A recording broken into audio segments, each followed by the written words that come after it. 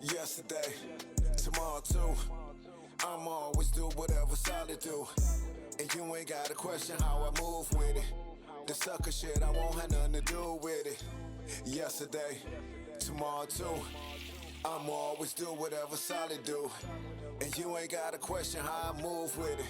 The sucker shit, I won't have nothing to do. Man, I ain't got no boss, nigga, I am one. Fuck a pandemic, we ran it up and didn't scam none. Down to the last bullet, I'ma try to shoot it twice. Ask my niggas what they trust me with, and they gon' say they like duffel bag, easy slides on. My dog, Yo. DJ MEEL, what's happening, baby? Good. To see you, bro. Appreciate you having me, man. Appreciate you being on here. Oh, boy. So, where we start? Let's start where we at, man. We in the cafeteria Heights High School. Oh, man. The Cleveland Heights. Heights High School. Cleveland Heights. Bring back a lot of memories for me. Man. What about yourself? Oh, man, a lot of memories, man. Just being in this lunchroom, having my headphones on, my my CD player, The little joint, joint, with the non-skip, you know what I'm saying? My Yeah. Walkman. I never forget, man. Mr. Zaccardelli was like my biology teacher or something. Told my parents I'd be listening to my headphones on in class, and my dad took them. Mr. Davis said he taking them headphones out. Took my What year was headphones, that, man. freshman or something? Like 10th grade. 10th grade, Took something my like that. headphones, so yeah, I couldn't listen to no music during the day. No but like music. that's how, like I That was I a would just punishment. always Yeah. had headphones on and listen. Damn, there was like radio, man. Like, you know what I'm saying? So he couldn't even not have them. Let me ask you this then. So I think I seen on Swoop's interview, shout out to Swoop, that was a great That's episode major. too. Yeah, that's major, shout out to Swoop. I think I seen you say then that here about that time period, 8th, 9th grade or whatever, was when that passion really kicked in for music? Yeah. Like I said, I've always been like music junkie. Moms and them, my mother used to like listen to music, record, the vinyls, you know what I'm saying, on Saturdays or whatnot. Mine too. But yeah, so like, obviously, the older you get, you start to get your own money and you could buy what you Tapes want. and stuff, You know what I'm right, saying? yeah, So, that watching Rap City every day led me into, just buying what I see on Right, TV. whatever Ticketing was talking about basically, for So, sure. like, this is where music became my thing.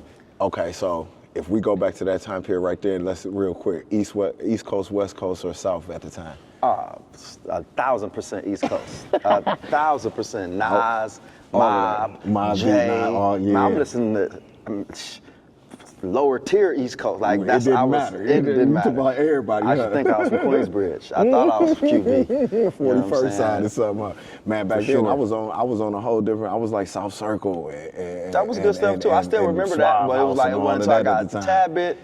You know what I'm saying? Yep, maybe another year or two, like, and I was like, oh, this stuff pretty cool. But when the beef East-West, Yeah. I ain't want to talk about no West. No, don't even bring none of that Don't up. bring. And Don't see, I was bring the it. exact Don't opposite. bring I'm none of talking about that. epoxy. None of that stuff Oh matters. man, please. I was the exact opposite. Now shout out to the coast that paid me. There it is. I love the West Coast. Yeah, man, I can dig it. So during that time period, basically when we in this building and you growing that natural passion, give me 2 or 3 albums that locked you in. And it's like, man, I just can't live without. Man, that's tough. Infamous, Mobb Deep. That's my That's a good one. favorite all time, regardless of genre. Like that's my Pure. Yep. That probably Only Built for Cuban Links, Ray and Ghost. Another classic. And then probably, that's tough. It was written, Nas. So like those was like, I spent a lot of time like listening. Locked in. Man, I also used to work at Jogger Lake. So the bus stop was right there and I would like, How in the hell was you getting to Jogger Lake every day? let me tell you, so the bus go down Cedar, go down Warrensville, and then there's a bus called the Fun Bus. It was at Van Aken. Well, I think like where Exhibition is now, that little plaza over there. Yeah. It go from there all the way to Jogger Lake. From there, it stops at Randall Park Mall, and then it went all the way up to Aurora Road. So like those were long bus rides. So like, Yeah. I remember going to pick up Reasonable Doubt. Like I bought Reasonable Doubt when it came out. Like it was in the summer. Yeah. I had to work at Jogger Lake. It was in July. Like you know what I'm saying? Like so. I spent a lot of time listening to CDs, and I just always wanted to do something in music. I always wanted to be a producer or an A&R. Makes sense. So, well, let me ask you this: if you think of the evolution of music and DJing, say from those time periods to now being the accomplished DJ that you are now, what would you think would be? Because I'm gonna even say, for me, period, for us in our era, it was 5-minute songs. Now they 2 minutes. Now they 2.5. I feel like in the times we live in, with so much in our hands, the attention spans are shorter. You gotta be you gotta 5 want minutes. that People second. might not be listening man, to 5 it's minutes. on. I think it's a do you think it's a tactic, whereas when we were coming up, they were physical sales. So we bought these tapes, we bought these CDs or whatever, and that was it. Today, in the form of streaming, I kind of think that it's a tactical thing to where if my song is 2 minutes, then by the time we used to be 4 minutes, you got to listen to it again, because these ain't physical sales no more. I got to get you to stream this more and more. Yeah, you know what I'm saying? Do you think that plays a lot of part in it? That could be it. Streaming is much different than physical albums. Like, if you think about it, if you think like, do they make posse songs? Like, what's my one joint? Banned from TV. Like, it was like, how many people on there? Like 5? Started off, who was first? We had, it was Capone and Noriega was on there. You had Jada, you had all the locks on there. Cam was on there. Like, we don't get those. We don't get that no more. You're never gonna get a 5 or 6 symphony type. Nobody's gonna now. Like, we don't listen. Like, you're not gonna listen to that many artists on a song. No, that's true. That's very true. It's basically like hook verse hook. We out. Yep.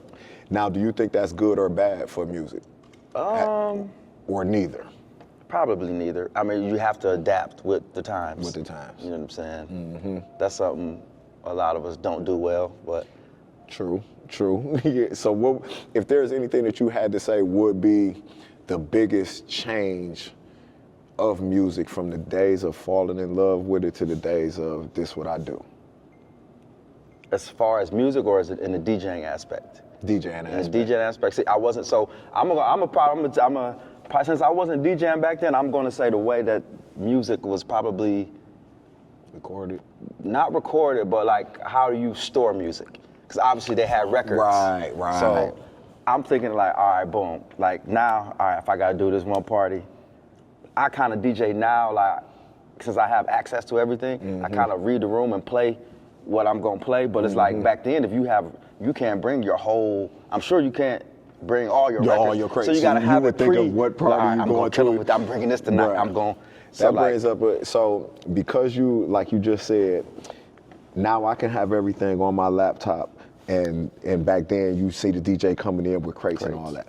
One thing that I do want to ask you, because you know personally you've been one of my favorite, if not my favorite DJs, because I tell anybody, my wife tell anybody, the read the room aspect is so high when it comes to DJ MEEL. Appreciate y'all for that. I'm talking about literally, if there's anything that I know that you have mastered, I tell anybody, bro, you could look into a crowd and start playing their favorite songs and don't even know these people. That's where crazy. You think that come from?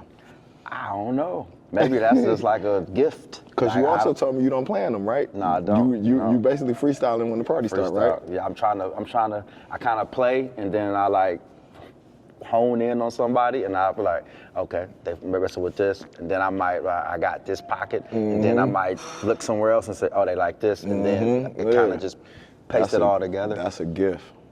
That's a gift. That crazy. Ain't no different than a rapper who is great at freestyling or something. That's a gift, or knowing what each beat or need. You know what I'm saying? That's a gift. And I tell everybody, if I'm speaking on you, that's what makes you the dopest DJ in the country. Maybe that's my A&R. That's the my A&R part. Yeah, bro. A&R ear. All right, bro. So with that being said, we is in our alma mater, man. I kind of want to walk around here a little bit. I ain't had this type of access in years, bro. What you want to do? Let's go. Let's do it. So now that we in the building and everything, and we know that DJing wasn't something that you dreamed about or focused on, but it fell in your lap. So because of that, and that came kind of mid-adulthood, what was something that you did before DJing or whatever? Was there any other passions? I'll probably say, so when I first got out of high school, I always worked in camps with kids. Right, so that kind of transitioned into working in the classroom in Cleveland Heights University High School District. The district we from, so I end up here. This is actually the classroom. This is the classroom. One of them. One of them. You know what I'm saying? This is Mir where was a teacher, y'all. This is where I spent like my last,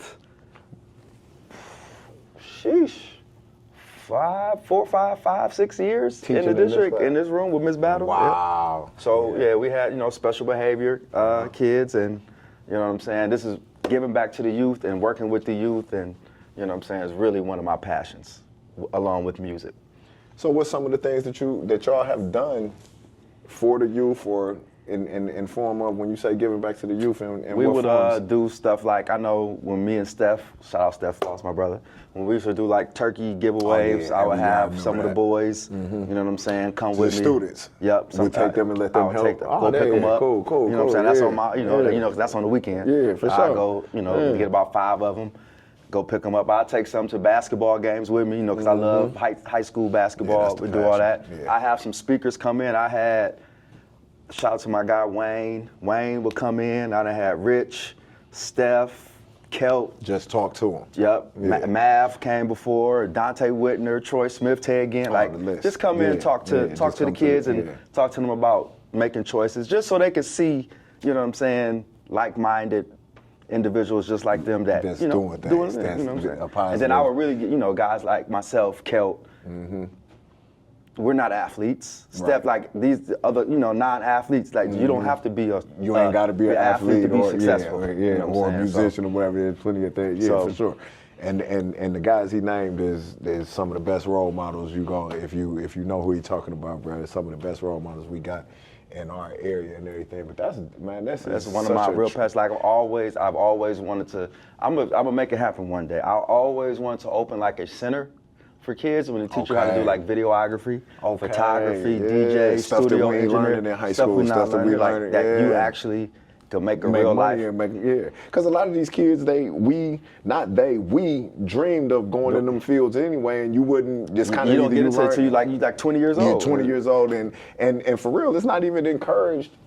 It's to not. me, in your average university It's and not. stuff, to It's give not. you the tools that You gotta you go need find to it on your own. You Yeah, gotta and go a lot find of it's something. trial by error and But just, everything. can you imagine a kid that learns how to be a audio engineer at 10 or at 11? Right, like, you know what I'm saying? By the time he's 20, come on, bro. Yes, he's gonna be yes. superb. He might be the dopest mixer. He might be the dopest with the master. He might be a dope videographer. And there's a real everything. space for him in this Yes, world. Yes, You know what I'm especially saying? in this world. I tell kids in the shop and stuff all the time that there's totally nothing against college in no way, form. If you dream or aspire to be something that needs a degree, if you want to be a lawyer or a doctor or whatever, but in this world, bro, there's so many ways to make a good living at something you're passionate about that don't need college training, that you can get your training outside of a university and still become successful at it. So that'll be. And it's another big key, which I always used to tell the kids, is relationships. Relationships. So if you put 2 and 2 together, if you put the knowledge and the abilities and capabilities along with the relationships, that's where it goes. Bro, it's funny you say that, because even in the shop, I tell our younger or the new barbers the same thing, that you got to always put the relationships over the policies. And when I say that, I be meaning like, you can have all these policies, my app this and da-da-da-da, but in our business, bro, the relationships is going to carry you way. They're going to take you a longer way. I wish I had one of my boys here, because it was a saying that I always used to say. If you don't want to follow the rules or listen to it, they got a place for you. They got a spot for you. They used to finish it for me. I used to be like, I know they got spots for you. You don't want to follow the rules. They got somewhere for you. You can do what you want to do. They got a place for you. But they got a place for the people that don't want to follow. They got a place that do. And I always say, you know, you treat people like an asshole things gonna happen. Yeah, like, so for sure. You treat people right, man, and just good things gonna come. Things that happen. happen. Always Come right back. getting the energy that you put out. Now, speaking of that, in this same building, because I ain't ashamed to say, bro, it's some of my funnest times, some of the most legendary years of my life, but I did not spend my last couple of years as a great student. Was you a great student here? I was not a great student. Not a great student, but I wasn't a bad student. I did just enough to get by.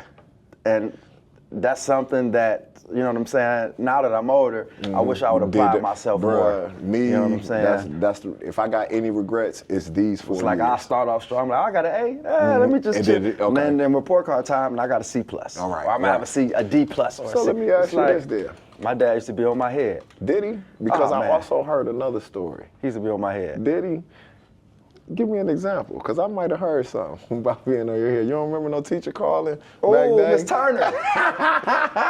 You don't remember that teacher calling? Miss What Turner. Mr. Davis say? Man, who you been talking to? Right, hey, we doing our research at the Swiss account, man. We doing our research. I don't care who you is. I I'm didn't gonna do find nothing something crazy. out. I might have just like went across the street to Wendy's and said, I don't know. I cut class. She wasn't even there. We had a sub.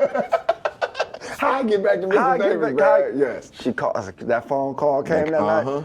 Oh man. What happened? He punched me right there, right there. Square in that chest. And my mom would tell her, she, oh, Drew, Don't do it like that. The kill mama him. always like, you gonna kill him. That's kill how my him. father used to be them body shots. My mama used to think the body my shots dad was used to gonna kill me. My dad I don't used to. care. Nah, yeah, My that's dad. what I was told, bro. I was told that That's you was funny. messing up a little bit. That's funny. He got that call. He said he gave you one warning. This teacher called me again. But we gonna they have a always problem. just do stuff, take my headphones, take my Walkman, And that's probably some of the stuff you look back and say thank you for now. Super Nintendo, all that. He'll Yeah. leave the Super Nintendo there, but take the power cord. You know what I'm saying? Leave that baby, but you It's ain't 7. playing it. I can get it from 7, from when school ended on Friday. And then he takes Take it 7 back Sunday PM. night. Yep, Sunday night. is over. Then, yeah. But Mr. Davis did give me those. He tried. Yeah, My that's dad. my dude, man. Appreciate you, Mr. Davis, for that information. We knew we was gonna catch him off guard. But yeah, I said, yeah, let me tell you, see if he gonna tell me how good of a student he was. You know what I'm saying? But this was one of the rooms that MEEL Yeah, taught man. at Yeah, before man. becoming the best DJ in the country. Nah, You know what I'm saying? It started here, and as he said, he still got a passion for the youth, and he still got things that he would like to do in the future. Let's I was doing both, by the way, at the No, same time. you was DJing that night and coming in here. I know that, yeah. I'm out until 3 sometimes, 4, and then I gotta gotta be get up here at 7. and you know be what I'm right saying? here and was doing it, bro. But the kids, man, they kind of knew what I did.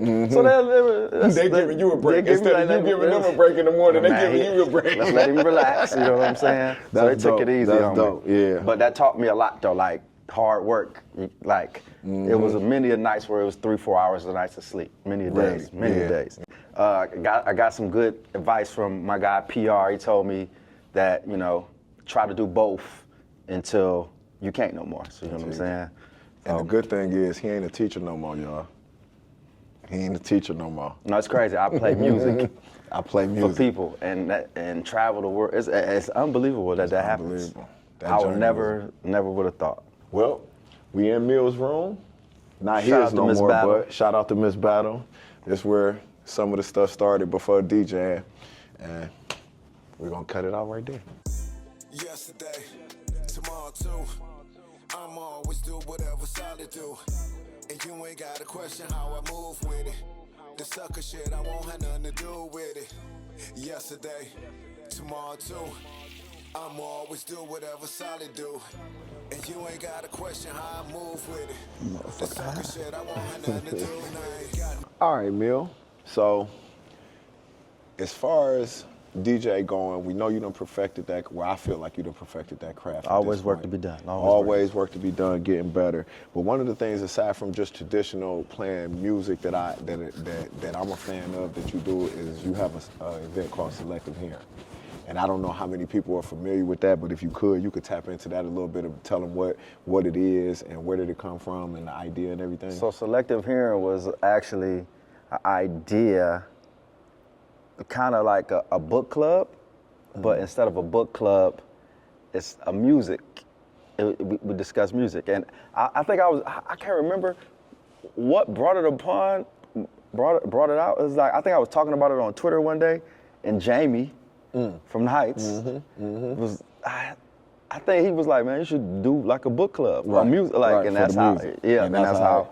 So what it is basically, I haven't done it in years. It's just like where I get together and I might tap in with like, I wanted to do like 13 people who I thought around the city was like into music, and we would have these discussions on musical topics. I really wanted to, like, my vision was it to like really be super crazy, and I wanted to have like people Zoom. This was before Zoom was a thing. Like, I wanted to have them like on a TV screen if they weren't allowed to make it. But then what I learned was too many people in one room at the same time is too much. Okay. Like everybody's just talking over everybody. Because I And you can't. remember, I remember being at one, and It was just too many. we had to paper it down, and we would I go was- through I hours. ain't care and for that. yeah, I ain't care for that at It all. was organic though, but it didn't kind of. I see what you're saying as far as too many of us. But I feel like that's something I have to figure out how, because I feel like the more people you have, the better, but it's also more congested. yeah, and it's harder just to everybody just get talking. right. So like one of the topics we did was, what was the best album release of 2005? Yeah. And how I did that was kind of like the Olympics. Everybody will vote on your top 5 and give 1 point to what you thought was last and 5 points to what you thought was, and we kind of did like a number system and averaged out. So I remember, I'm not even gonna lie, a little personal experience from me being at the selective hearing. I remember it was an honor for me. I ain't never tell you that or whatever, but it was an honor just to be That's dope. still thought of when you was thinking of whose opinion of music really mattered and everything. Which one you came to? It was at Spaces? I It think was like so. yeah. It was at Spaces. It was like upstairs. We our had the hors favorite d'oeuvres. songs, Yeah, and everybody, we had the paper. Yes, yeah. Man, So it was like I there was say, like 20-something people. it was like 25. Yeah. I remember it, but like I say, the honor for me, it felt like when I looked around the room, it was kind of who's who, like opinion-wise, DJs DJs and and music people. So it just made me feel good that I was still thought of. I just when it's wanted like to get matter people of that I opinion. know like music. Know like music, and know we know we got a passion for it, right? Yep. Now, another aspect of it to speak on is also when we hit them clubs and you DJing selective hearing and it's literally an artist. Right. So I got with me and Jeff. Shout out to my brother Jeff came up with that, and the first one we did was Drake Night.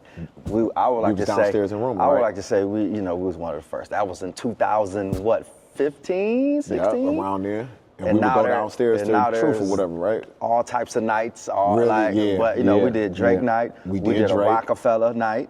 Future. And then we did a Future and Drake. Then we did an R&B. The R&B was real good. We did an yeah. ATL. You remember the R&B? Yeah. ATL.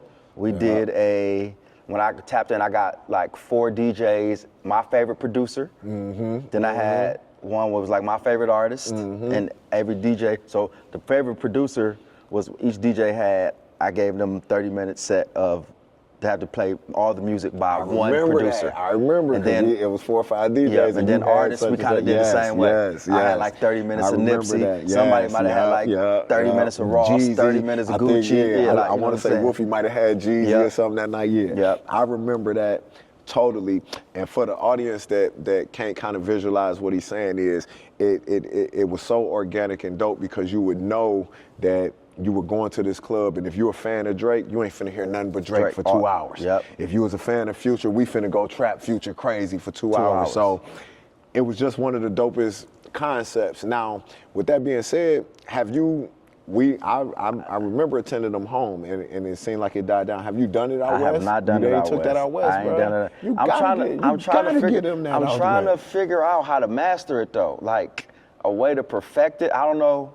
Man, I think it's perfect now in Go Kendrick. I mean, because you got LA, so it's a lot of dope influence, but I wanted kind of to be big. Like, do I tap in and make it like a subscription and charge people to come? Or do I kind of want like the people to come. Like I know Silk the Shocker. Right. Like I want to do like a no limit.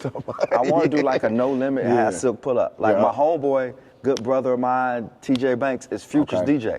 I want to do Future Night, and why not have him do it? Like that'll be, you know what I'm saying? Like I want to do Rockefeller Night, and I have to tap in with with my brothers. And my man, can we please get Jake pull up? Just do something? Have him pull up, like just like you know what I'm saying? Like, but like that's the vision, like. And I'm telling y'all, man, it's one of the dopest things that he has done. And we've been a part of it in his home city. We also got to put pressure on him. Pause. We got to put pressure on him as a public, and get him to bring that selective hearing back too. Because no matter where he take it, it's just tough now because it's just so many. Now it's just so many nights. It'd be such and such nights. Right. But if it's done right, like like that, how I want to do it. Like I think it could be dope, especially with LA, with it being so just a mixed pot of. Everybody there. You can do. That's one thing I love about LA, man. DC night and get the DC DJs, DC homies, and they can do. You know what I'm saying? Go and Wale and the DMV area. Yeah, makes sense. So that's one of the reasons why I wanted to highlight selective hearing, because I think that in the past, it was super duper dope, and I also think that it's something that shouldn't stop. It's something that probably you could take over. One with thing that you had, like, it was different here was because the audience, we had to like kind of tailor it a little bit to get the people to come. Right, like because we was doing them in club settings, so we kind of, like, people might not want to come hear certain artists in that setting. So you know what I'm saying? But I feel like that was 7, 8 years ago. I feel like now it's a little more cooler to kind of do whatever, you know what I'm saying, musically. So bring that back then, because that's one of the things that had the city. I remember us being excited for that, knowing that we about to show up and ain't nothing but Future, knowing we ain't, you know what I'm saying? Those was good times. So that was some good times in the city. Another thing that you do that I think, in my opinion, and you could tap into it more, came from an organic beginning, was the Testimonial Tuesdays. And in my opinion, when we seen Testimonial Tuesdays, of course it meant a lot because we had great opinions from, I remember Kevin Love, you got Corey Gamble, AD did one. Draymond did one. Stout was one of the best ones. Rich Paul was one of the best ones because he's one of the ones that could go tap into giving out the CD days and you know what I'm saying, those things. So the Testimonial Tuesdays became something that, I don't know how much feedback you get from the people that really don't know you, but from your roots, for us, man, when we look up, man, it literally just pause. It kind of melt my heart. Like it really would be something like I look forward to it, and to hear those opinions from not just your regular average dudes, but these are high profile celebrities. These are guys that ain't being paid to say this or none of this, and this is literally, how does that come about? Do you tell them what to say? Do you call? How does that happen? It started off with shout out my guy Rob. So I was putting my EPK together. So I kind of wanted to have hit my homies, my friends, family, to like kind of do like a speak on my behalf. Right. You know what I'm saying? I was just give them like 30, like just go ahead and speak on my behalf. You know what I'm saying? I may shoot them 2 to 3 questions just to get something to go off of. And then I had about 4. It might have been for real. It might have been just like Brian, Mav, Rich. I don't know how we forgot them. Them was some of the top ones too, though. Brian, Mav, Rich, Karen Civil, MGK, and Kevin Love. But then I was showing them to him while we was in the process of making it. EBK, my guy Rob, was like, man, you should do something with these. You should post these. Maybe like post them every month or something. Right. And I was like, that's actually pretty a dope idea. So I started reaching out to, you know what I'm saying, people who've heard me, you know, has been in spaces where I've, you know, DJ'd at, and they was down. I just send them like 2 or 3 questions, and then they send them back to me. They do recording them on their iPhone, send them back to me, and you post them.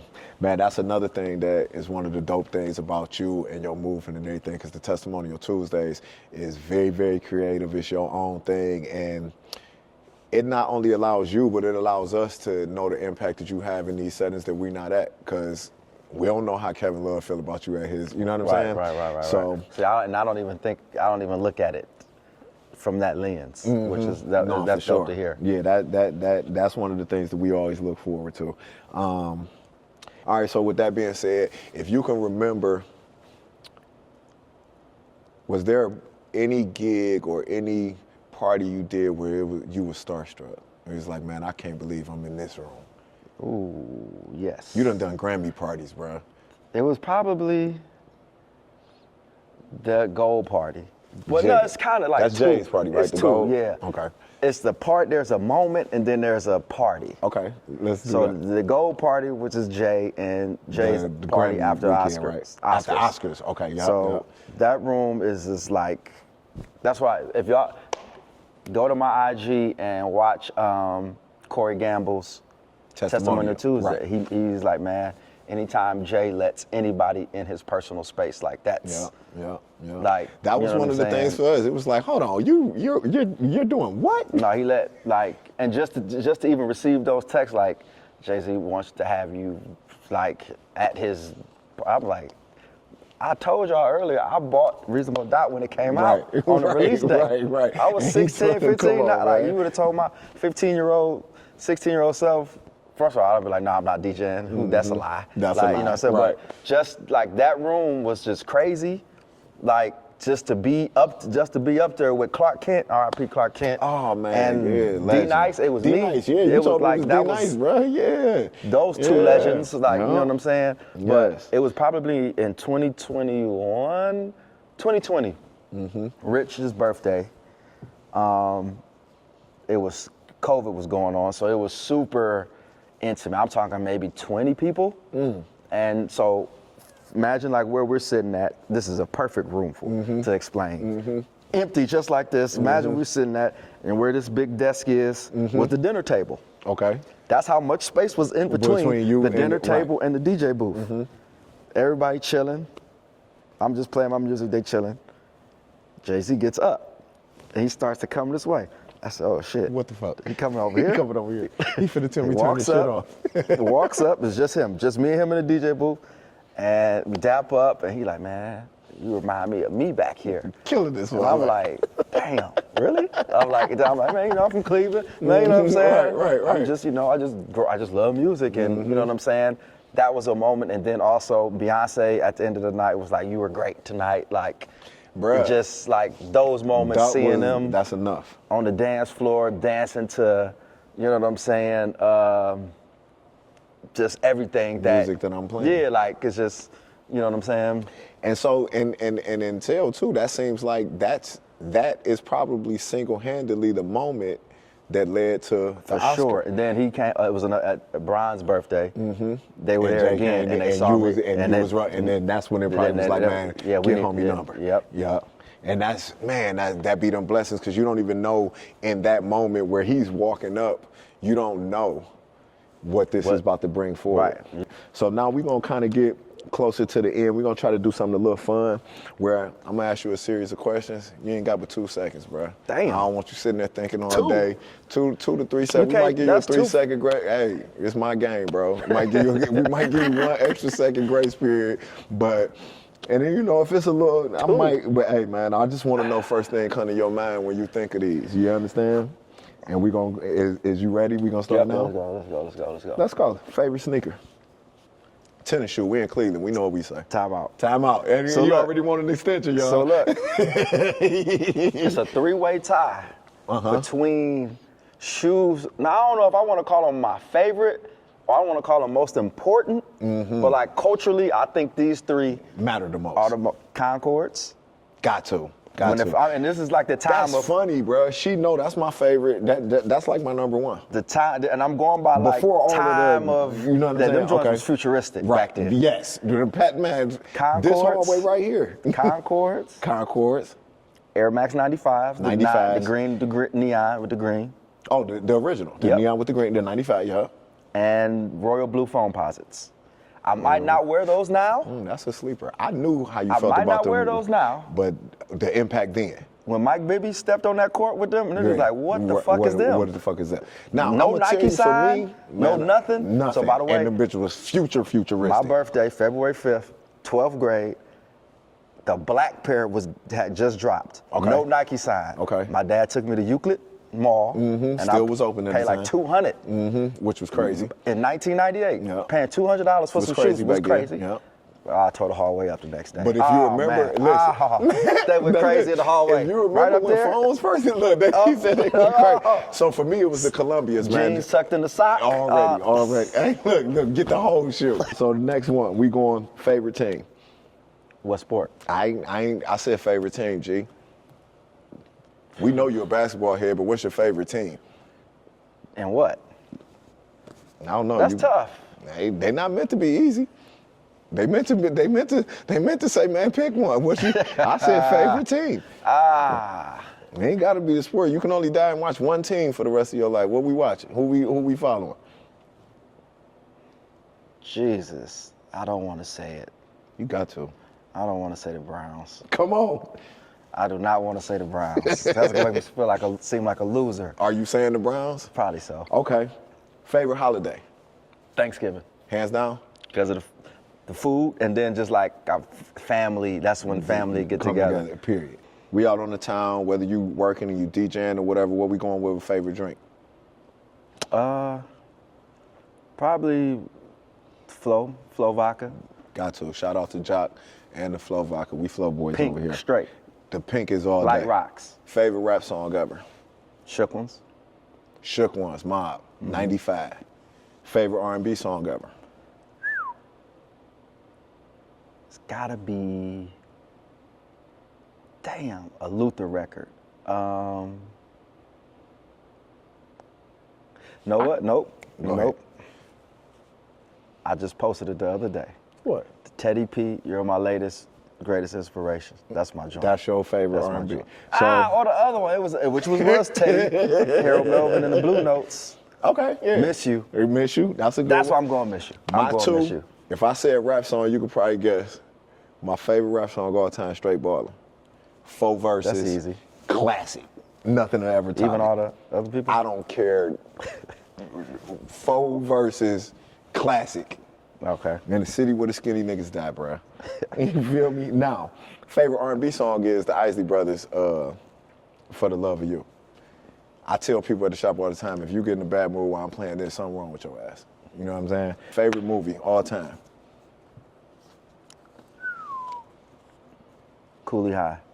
Ooh, that's a good one. All right, G. He talking about that bitch like a radio DJ. know. This jockey in the 80s. So, in closing, we know how good the years was leading up to it, and from afar and close up as a homie, man, I done seen how great 24 has been to you. What's on the docket? What's on the plan? What's in the moves for 25? What we got going for DJ MEEL? Just elevation, man. Doing bigger and better than what I did in 24. What I think is bigger and better. And there's a couple things I want to do. I keep saying this every year, and I got to do it. I want to put out an album. Wow. Can we Or get that in something like 25? I got it. Bruh, he ain't just telling us no more in the circle, bruh. He telling y'all. 25. We're going to get this DJ MEEL album that's long overdue. Not an album. It's like little small EPs. Whatever. 2-3 songs. We'll live with that. Whatever. We'll live with that. So, once again, man, it's always a good day to have a good day. They free. That's a great tagline. And my homie just signed off on it. So it's always a great day to have a great day. They free. All you gotta do is have one, bruh. Thank you, my guy. Appreciate you. Yes, Appreciate sir. you. So with that being said, last but not least, on the Swiss account, as the first guest, and for me always will be the most important guest, we're gonna get him to autograph this card, and he gonna be able to say whatever he want. And we appreciate DJ MEEL, in my opinion, the best DJ in the country, coming on the Swiss account, man.